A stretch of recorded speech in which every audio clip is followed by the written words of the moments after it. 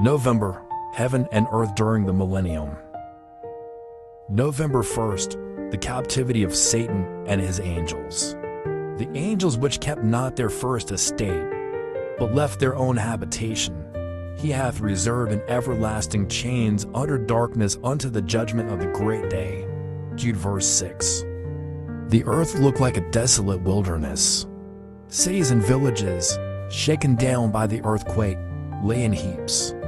Mountains had been moved out of their places, leaving large caverns. Ragged rocks, thrown out by the sea or torn out of the earth itself, were scattered all over its surface.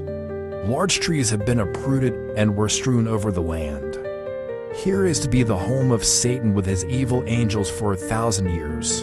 Here he will be confined, to wander up and down over the broken surface of the earth and see the effects of his rebellion against God's law.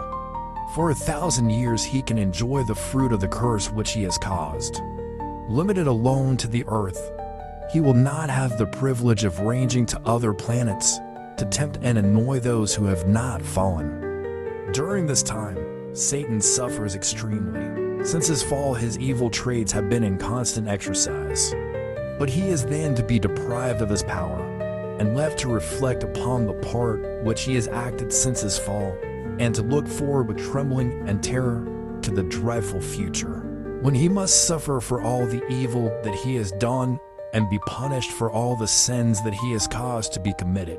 I heard shouts of triumph from the angels and from the redeemed saints, which sounded like 10,000 musical instruments, because they were to be no more annoyed and tempted by Satan, and because the inhabitants of other worlds were delivered from his presence and his temptations. To God's people, the captivity of Satan will bring gladness and rejoicing.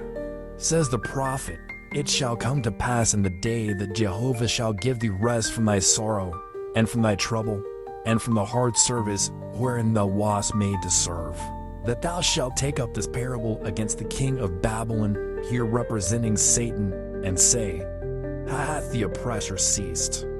Jehovah hath broken the staff of the wicked, the scepter of the rulers, that smote the peoples in wrath with a continual stroke, that ruled the nations in anger, with a persecution that none restrained." Isaiah 14, verses 3-6.